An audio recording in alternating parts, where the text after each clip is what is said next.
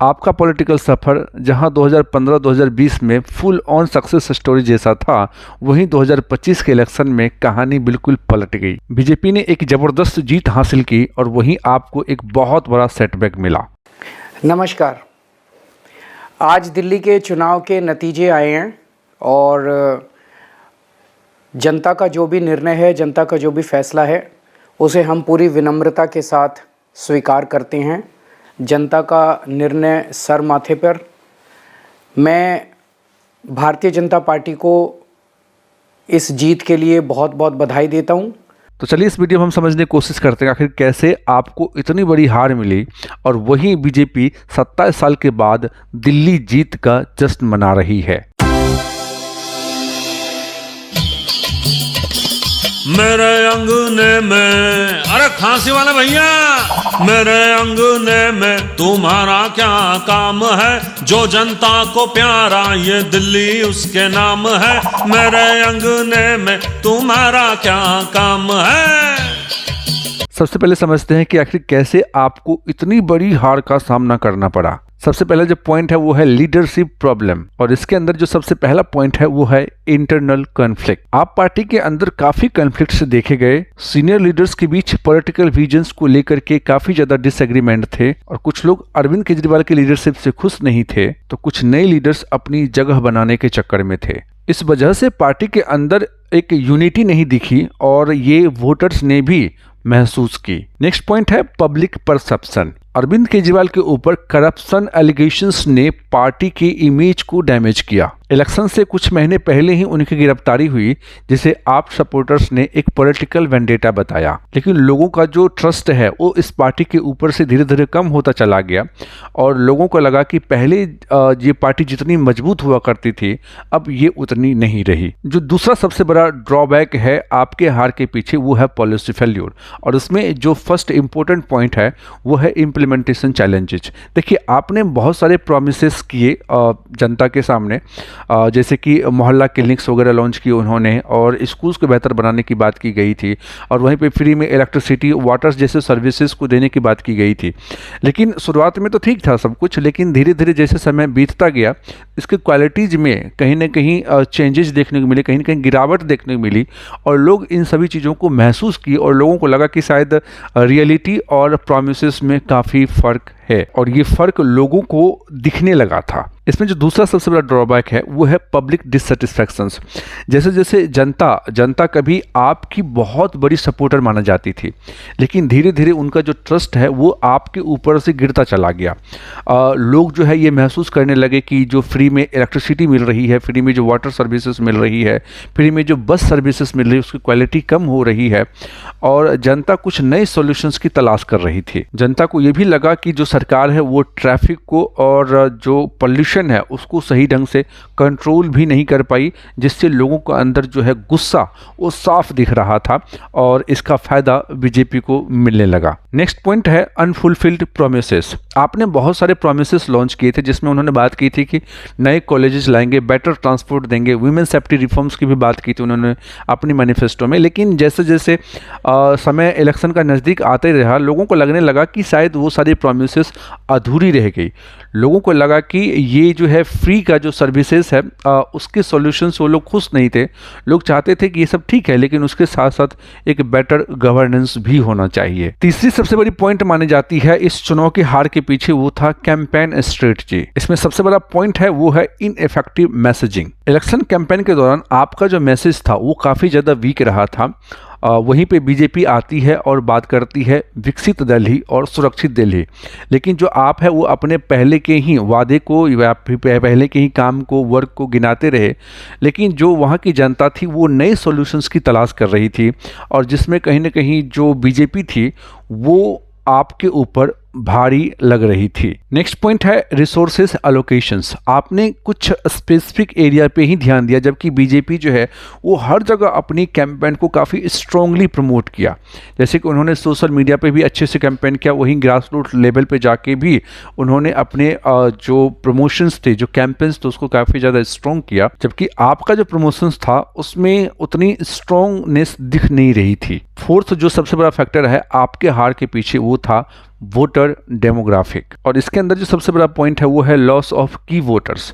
देखिए, जो आपकी पकड़ थी दिल्ली के अंदर वो थी उनके मिडिल क्लास के ऊपर थी पकड़, उनकी पकड़ थी लोअर मिडिल क्लास के ऊपर। लेकिन अभी रिसेंटली ने बीजेपी एक बजट लेकर आए और जिसमें मिडिल क्लास के ऊपर ज़्यादा फोकस किया गया।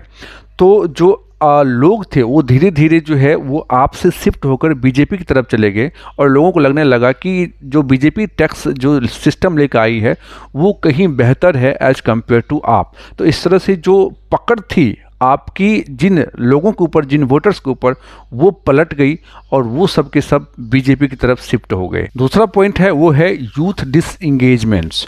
देखिए, जो आपकी पकड़ थी वो यूथ के ऊपर, स्टूडेंट्स के ऊपर भी अच्छी खासी थी, लेकिन समय के साथ जो आपकी जो कुछ स्कीम्स थे जैसे कि स्किल डेवलपमेंट या फिर अनएम्प्लॉयमेंट से रिलेटेड, उसमें कुछ खास जो है डेवलपमेंट दिखी नहीं, कुछ खास ग्रोथ नहीं दिखी, जिससे जो यूथ थे उनका गुस्सा वो साफ दिखा और वो भी कहीं ना कहीं आपको छोड़ करके बीजेपी की तरफ शिफ्ट हो गए। तो चलिए अब इस हार के पीछे हम इकोनॉमिक फैक्टर्स को भी समझने की कोशिश करते हैं और उसमें सबसे बड़ा पॉइंट है फाइनेंशियल मिसमैनेजमेंट। दिल्ली का फिस्कल डेफिसिट बढ़ने लगा और जो आपकी जो प्लानिंग थी वो भी कहीं ना कहीं कमजोर होने लगी थी। बहुत सारे प्रोजेक्ट्स तो इंप्लीमेंट कर दिए गए थे लेकिन फंडिंग क्राइसिस की वजह से वो डिले होने लगा था। दूसरा जो फैक्टर है इकोनॉमी के अंदर वो है अनएम्प्लॉयमेंट से रिलेटेड, यानी जॉब से रिलेटेड। दिल्ली एक मेट्रो सिटीज है जहाँ पे लोगों को रोजगार की जरूरत हमेशा महसूस होती रहती है, लेकिन जो आप गवर्नमेंट है वो लोगों को रोजगार नहीं प्रोवाइड कर पा रही थी जितनी उम्मीद थी लोगों को। तो इसके वजह से जो लोग हैं कई बार किसी गलत स्कीम्स के चक्कर में भी आ जाते हैं और अपनी कई जो है अपनी मेहनत की कमाई भी नुकसान कर बैठते हैं। तो लोग धीरे धीरे डिसअपॉइंट होने लगे थे कि जितनी सरकार ने प्रॉमिस की थी कि हम इतनी जॉब्स क्रिएट करेंगे, तो सरकार उसमें कहीं ना कहीं नाकामयाब साबित हुई और लोगों का जो शिफ्ट है वो धीरे से बीजेपी की तरफ होने लगा था। हालांकि बीजेपी भी कोई रोजगार अभी प्रोवाइड तो कर नहीं रही है, लेकिन वादे कर रहे हैं और लोग उन वादों पे कहीं ना कहीं भरोसा करते हुए नजर आए। तीसरा पॉइंट है वो है कॉस्ट ऑफ लिविंग। दिल्ली में जो लोग रह रहे हैं उनको महसूस हो रही है कि किस तरह से वहाँ पे रहना कितना महंगा हो गया है, चाहे वो रेंट की बात करें, चाहे वो किसी फेयर की बात करें। अगर आप कैब में सफ़र कर रहे हैं या आप मेट्रो में सफ़र कर रहे हैं तो धीरे धीरे हर चीज़ की प्राइसेस बढ़ने लगी थी, फूड आइटम्स की प्राइसेस बढ़ने लगी। तो लोग जो है कहीं ना कहीं इस महंगाई से भी परेशान हो गए थे कि आखिर कैसे सर्वाइव कर पाएंगे अगर हमें दिल्ली में रहना है। तो लोग इस वजह से भी उनका जो गुस्सा है लोगों का वो साफ इस इलेक्शन में नज़र आ रहा था। तो इस तरह से हमने समझने की कोशिश किया कि आखिर कैसे आप जो है इस इलेक्शन में हार गई और बीजेपी 27 साल के बाद कैसे कमबैक की है, उसके ऊपर भी अभी हम बात करते हैं कि आखिर क्या क्या फैक्टर्स थे जो बीजेपी को सपोर्ट किया इस इलेक्शन में जीत के लिए। इसमें जो सबसे बड़ा फैक्टर है बीजेपी की जीत के पीछे वो है स्ट्रॉन्ग लीडरशिप और इसमें जो सबसे पहला पॉइंट है वो है कैरिस्मेटिक लीडरशिप। देखिए, कैरिस्मेटिक लीडर वो होता है जब लीडर्स की कमी होती है और वहाँ पे कोई दूसरा आ जाए और लोगों को भरोसा दिला दे कि भैया मैं आपके साथ खड़ा हूँ और अगर आप किसी भी प्रॉब्लम पड़ोगे तो वहाँ पे मैं हमेशा आपके साथ तत्पर खड़ा रहूँगा। तो ये जो लीडरशिप क्वालिटी होती है ये होती है जब एब्सेंस ऑफ लीडर हो जाते हैं तो उसमें कुछ नए लीडर्स आते हैं और वो जो है अपनी प्रेजेंस वहाँ पे साबित करती है। तो नो डाउट जो मोदी है वो एक कैरिस्मेटिक लीडर हैं, क्योंकि जब आप 2014 के इलेक्शन की वही बात करें तो वहाँ पे भी लीडरशिप क्राइसिस दिखने लगी थी जब अन्ना हजारे का आंदोलन चला था। तो वहाँ पे भी लोगों को ये समझ में नहीं आ रहा था कि नेक्स्ट लीडर कौन होगा जो देश को इन सारी समस्याओं से आगे लेकर के जाएंगे। तो वहाँ पे कहीं ना कहीं मोदी को एक बड़ा फैक्टर माना जा रहा था कि हाँ, इनके अंदर जज्बा है और क्वालिटी है और ये देश को आगे लेके जा रहे थे। तो जो लीडरशिप क्राइसिस जो थी उसके जगह पे आकर के मोदी को सपोर्ट मिला और मोदी धीरे धीरे जो है एक बड़े लेवल पे चले गए। तो यहाँ पे भी वही इशूज दिखने लगे, क्योंकि देखिए बीजेपी का बहुत बड़ा कैंपेन भी था, बहुत दिनों से आपके पीछे वो पड़े हुए थे। इनके जो इम्पोर्टेंट जो टॉप के लीडर थे वो ईडी के थ्रू या अलग अलग सीबीआई के थ्रू वो इनको जेल भेज रहे थे, जिसकी वजह से काफ़ी दिनों से दिल्ली के अंदर लीडरशिप प्रॉब्लम थी, लीडरशिप क्राइसिस थी। एक अच्छे लीडर्स यहाँ पर नहीं दिख रहे थे। और इसका जो फ़ायदा है, इस अपॉर्चुनिटी को जो लिया है वो लिया है बीजेपी ने।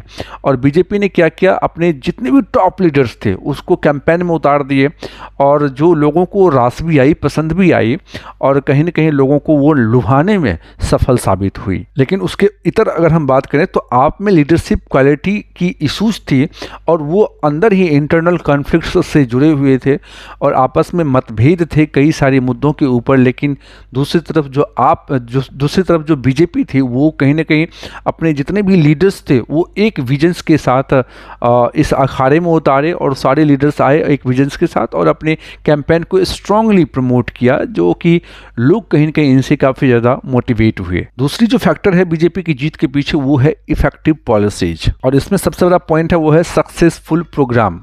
जो बीजेपी है उन्होंने अपने कई सारे इंपॉर्टेंट प्रोग्राम्स जो है ग्रास रूट लेवल पे लेके गए, जैसे कि आयुष्मान भारत हो गया, डिजिटल इंडिया प्रोग्राम हो गया, और पीएम आवास योजना। तो इससे जो पकड़ थी ग्रास रूट लेवल पे बीजेपी की धीरे धीरे मजबूत होने लगी। तीसरा सबसे बड़ा फैक्टर है वो है वोटर मैनेजमेंट। बीजेपी ने समाज के हर ग्रुप को फोकस किया अपने कैंपेन के दौरान, चाहे वो बिजनेसमैन हो, चाहे वो मिडिल क्लास हो, या फिर चाहे वुमेन हो, हर किसी को उन्होंने एक क्लियर मैसेज दिया जिससे लोग उनसे काफ़ी ज़्यादा प्रभावित हुई। एक बहुत बड़ा फैक्टर माना जाता है इसके पीछे वो है यमुना, क्योंकि अभी आप जब कैंपेन को उठा कर देखेंगे तो उसमें यमुना एक सेंट्रल रोल प्ले किया है। इस पूरे जो इलेक्शंस थे दिल्ली के अंदर, उसके अंदर एक सेंट्रल रोल उनका था यमुना का, जिसमें कहीं ना कहीं आप जो है उस यमुना को क्लीन करने में काफ़ी अपनी असमर्थता दिखाई, और अपनी जो अनसक्सेसफुल स्टोरी थी उसको उन्होंने बयां किया। लेकिन जब आप दिल्ली कैंपेन को देखेंगे तो वहाँ पे अमित शाह भी आते हैं, वहाँ पे नरेंद्र मोदी भी आते हैं, जिन्होंने इस यमुना के ऊपर अपनी बात कही। और अमित शाह तो ये भी कहे कि अगर बीजेपी की सरकार बनती है तो विद इन 3 ईयर्स हम यमुना रिवर फ्रंट बनाएंगे।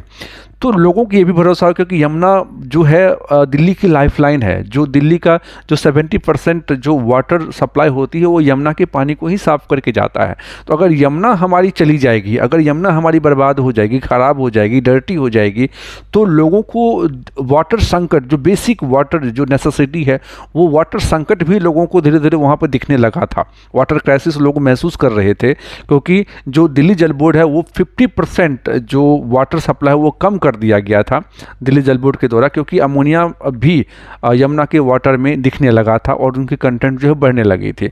तो लोगों को लगा कि ये आप इतने दिनों से सिर्फ प्रॉमिस कर रहे हैं, 10 से 11 साल हो गए हैं आपको दिल्ली में सरकार हुई, लेकिन उनके बावजूद भी यमुना की सफाई नहीं कर पाए। शायद बीजेपी को अगर एक बार चांस मिले तो क्या पता कर पाएँ। तो लोगों ने रिस्क भी लिया, और इसके वजह से जो बीजेपी है उनको एक चांस मिला कि चलो देखते हैं आगे क्या होता है। 2025 का दिल्ली इलेक्शन एक बहुत बड़ा पॉलिटिकल टर्निंग पॉइंट रहा। इसमें जहां पे एक तरफ जो आप है वो अपनी हार से सबक सीखेगी और अपनी गलती को रिपीट ना करने की कोशिश करेगी, और वहीं दूसरी तरफ जो बीजेपी है वो अपने स्ट्रॉन्ग कैंपेन स्ट्रेटजी के थ्रू अपनी जीत हासिल की। अब देखने वाली बात यह होगी कि आखिर किस तरह से आप कमबैक करती है। आपकी क्या राय है इसके पीछे? आप अपना जो भी राय है उसे कमेंट बॉक्स में ज़रूर लिखिए। मिलते अगले वीडियो में। नमस्कार।